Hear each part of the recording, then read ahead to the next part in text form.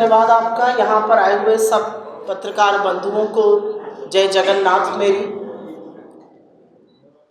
आप सब जानते हैं ओडिशा में क्या हो रहा है, और उसको बोलने से पहले मंच पर बैठी हुई मेरे साथ एआईसीसी की सचिव मेरी कोलीग रोजिना तिर्की जी, एआईसीसी के नेशनल कोऑर्डिनेटर सोशल मीडिया के सुमित दुबे जी, सुष्मिता जी, जयश्री जी, हम आपके बीच में एक बहुत अहम मुद्दा लेकर आए हैं।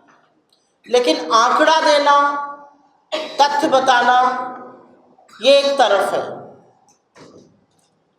ये शायद इस प्रदेश की ही नहीं, इस देश की एक बहुत बड़ी ह्यूमन ट्रेजेडी हो रही है, और इसके बारे में चर्चा नहीं है। इसके बारे में नेशनल मीडिया अनभिज्ञ है, और इसके बारे में लोकल मीडिया में भी चर्चा थमी हुई है।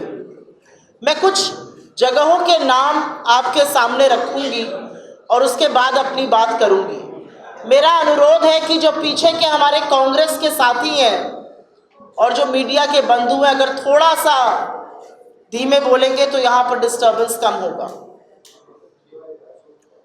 केंद्रपाड़ा डिस्ट्रिक्ट में 12वीं क्लास की एक लड़की आत्महत्या कर लेती है। उसके साथ एग्जामिनर ने जोर जबरदस्ती की थी। कोरापुट डिस्ट्रिक्ट के लक्ष्मीपुर में एक माइनर लड़की के साथ रेप हो जाता है। बालासोर डिस्ट्रिक्ट में 10 साल की बच्ची के साथ निर्मम बलात्कार होता है। महामहिम राष्ट्रपति जी के गृह क्षेत्र मयूरभंज में गैंगरेप होता है। मलकानगिरी चित्रकोंडा में आदिवासी रेजिडेंसी स्कूल में रहने वाली क्लास 10 की बच्ची एक बच्चे को डिलीवर करती है। छपुआ में क्लास 6 की बच्ची प्रेग्नेंट है। बरी में क्लास 6 की बच्ची प्रेग्नेंट है। पिपलीपुरी में क्लास 10 की बच्ची प्रेग्नेंट है। और यही नहीं, मुख्यमंत्री के गृह क्षेत्र 2022 में क्योंझर में एक अमानवीय घटना हुई। एक लड़की का रेप हुआ, उसकी हत्या हो गई। आरोपी की मुख्यमंत्री के साथ, आरोपी की तमाम बीजेपी के बड़े नेताओं के साथ फोटो है। वो बीजेपी युवा मोर्चा का उपाध्यक्ष था। उसके खिलाफ आज तक कोई ठोस कदम नहीं उठाया गया। ये हो गए नाम, ये हो गए चेहरे, लेकिन आंकड़े इससे भी ज्यादा भयावह हैं। आंकड़ों के मुताबिक, और ये हम अपने घर से आंकड़ा नहीं लाए हैं, ये कांग्रेस पार्टी का आंकड़ा नहीं है, ये आंकड़े सदन में सरकार ने बताए हैं। और जो यहाँ के पुलिस के आंकड़े, उसके बेसिस पे आपके सामने कुछ आंकड़े रख देती हूँ। करीब 44,000 जिसमें से कि 36,420 महिलाएं हैं, 8,403 बच्चे हैं। 44,000 महिलाएं और बच्चे ओडिशा में गायब हैं। इस देश में रोज 39 महिलाएं गायब होती हैं, जिसमें से 13 अकेले ओडिशा में हो रही हैं। और क्या यह सिर्फ बीजेडी के वक्त हो रहा था और बीजेपी के बाद राम राज्य आ गया है? असल में 9 महीने की जो पिक्चर है वो और भी भयावह है। 9 महीने की पिक्चर में 20,000 से ज्यादा महिलाएं गायब हुई हैं। 1600 से ज्यादा अपराध हुए हैं महिलाओं के खिलाफ। 60 से ज्यादा गैंगरेप हुए हैं। और क्राइम अगेंस्ट वुमेन में एनसीआरबी का डेटा है कि ओडिशा इस देश में नंबर 4 पर है। और ये वो मामले हैं जहां पर एफआईआर हुई है, जहां पर मुकदमा चल रहा है। कन्विक्शन रेट तो खैर बहुत ही कम है। ऐसे तमाम और मामले हैं जहां पर ना एफआईआर, ना शिकायत दर्ज हुई, ना मुकदमा चला, ना कोई छानबीन हुई, ना सच जानने का प्रयास हुआ। तो ऐसे में कांग्रेस पार्टी को क्या करना चाहिए? इस देश की आधी आबादी, ओडिशा की आधी आबादी के खिलाफ, और खास तौर से दलित, पिछड़ी और आदिवासी बेटियों के साथ ये खतरनाक षड्यंत्र, ये हवस का गंदा नंगा नाच किया जा रहा है। कांग्रेस पार्टी को क्या करना चाहिए? मुझे लगता है हमें वही करना चाहिए जो अभी हम कर रहे हैं। मुस्तैदी से इस पे आवाज उठानी चाहिए, और इससे बड़ा कोई मुद्दा है ही नहीं ओडिशा में। तमाम ऐसे मुद्दे जो हम उठाना चाहते हैं, लेकिन उन मुद्दों की क्या सार्थकता है, उन मुद्दों की क्या जरूरत है, जब आधी आबादी के खिलाफ हवस का इतना गंदा नंगा नाच चल रहा है। और यह उस राज्य में हो रहा है जहां पर देवी सुभद्रा की पूजा होती है। यह उस राज्य में हो रहा है जहां पर उप मुख्यमंत्री महिला है। यह उस राज्य में हो रहा है जहां की स्पीकर महिला है।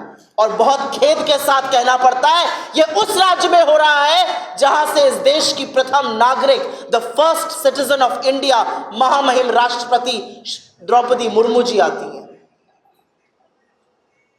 किस तौर से हम इसको बर्दाश्त कर सकते हैं? क्योंकि यह पूरी मिली भगत है।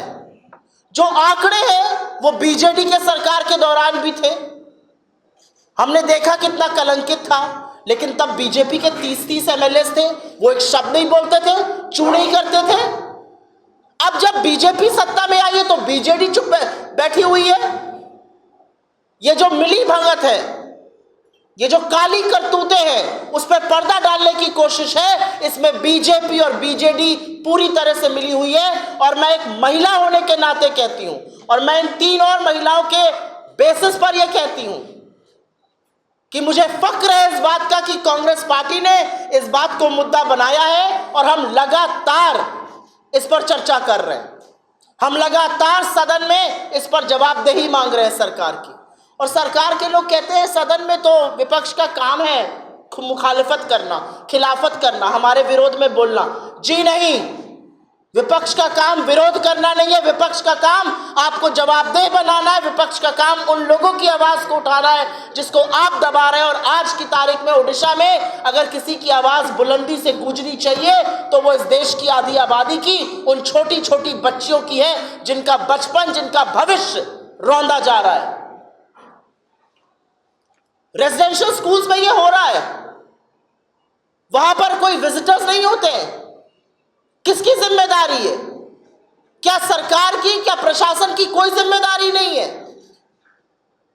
एजुकेशन मिनिस्टर से लेकर एजुकेशन सेक्रेटरी, एडीएम, तमाम चीजें होती हैं महकमे में। क्या मुख्यमंत्री को जाके दौरे नहीं करने चाहिए कि इस तरह का नंगा नाच क्यों हो रहा है हमारी बच्चियों के साथ? जवाब में कहा जाता है हम सुभद्रा स्कीम चला रहे हैं। लानत है आपके 27 रुपए रोज की स्कीम पर। आप सुरक्षा नहीं दे पा रहे हमारी बेटियों को। हमारी बेटियों के कंकाल मिल रहे हैं, हमारी बेटियों के साथ गैंगरेप हो रहा है और उनकी निर्मम हत्या हो रही है। आपकी स्कीम किसी काम की नहीं है, क्योंकि 27 रुपए में 1 लीटर दूध नहीं आता आज की तारीख में। यह असलियत है आपकी। मेरा अपना मानना है, हम लोगों ने पहले इस पर 3 बार सीएम आवास का घेराव किया है। हमने करीब 35 जिलों में कलेक्ट्रेट आवास का, उनके कार्यालयों का घेराव किया है। और अब 27 तारीख को, आने वाली 27 तारीख को हम एक बड़ा घेराव विधानसभा का करने जा रहे हैं।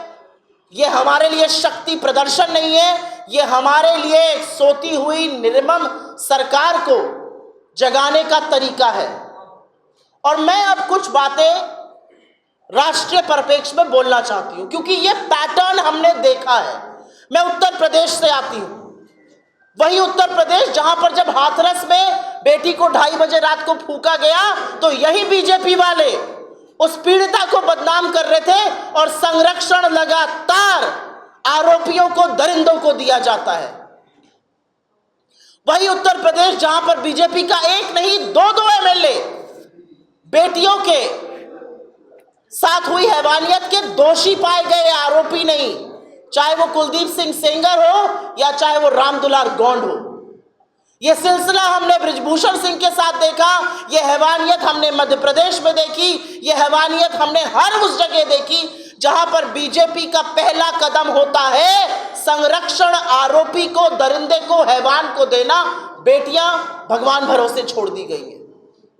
किस मुंह से बीजेपी बात करती है सुभद्रा योजना की? किस मुंह से बीजेपी बात करती है बेटी बचाओ बेटी पढ़ाओ की? बेटियां तो असल में बीजेपी से बचानी है, बेटियां इनके कुशासन से बचानी है।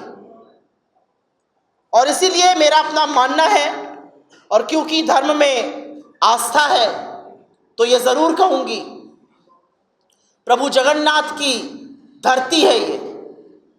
श्री कृष्ण ने द्रौपदी की लाज बचाने के लिए तार खोल दिए थे।